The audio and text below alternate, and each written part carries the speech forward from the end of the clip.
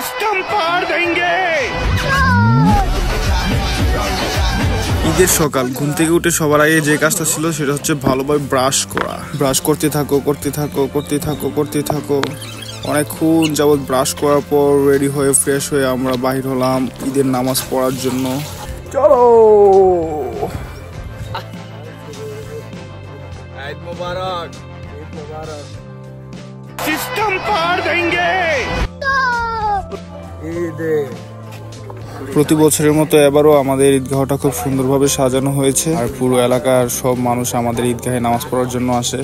দেখুন কত বড় ঈদগাহ, সামনে কবরস্থান, পাশে মসজিদ, এতিমখানা, সবকিছু একসাথে আমাদের এই চারিপাড়াতে।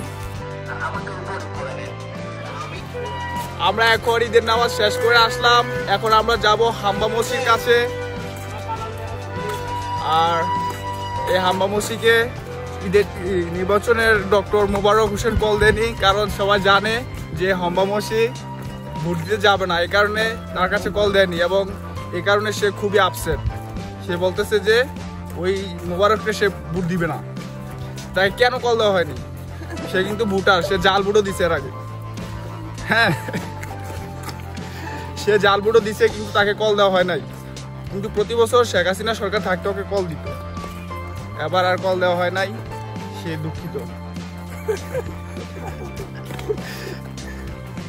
এই যে কয়েকটা গরিব ফকির মিসকিন এরা ধরছে ঈদ বোনাসের জন্য। এই যে গরিব ফকির মিসকিন এরা।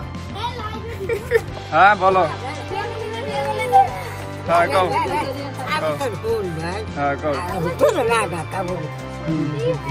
ঈদ বোনাস দেওয়ার জন্য ডাক দিছো? আমি ডাক দিছি। আমি কেন দিব? তোমরা হইছো বড় লোক, তোমরা হইছো মুরগি মানুষ, তুমি আমার দিবা না। আমি কেন দেই না? আমি কাপড় রেখে দিলে দিতাম না, আমার টিয়া নাই। সবাই আমার টিয়া ধরে সবাই কালেকশন করে আমার কাছে নিয়ে আসে। আচ্ছা বাড়িতে কেউ থাকে কেউ। আমরা এখন যাচ্ছি হাম্বা মসজিদকে কাটার জন্য। চলো।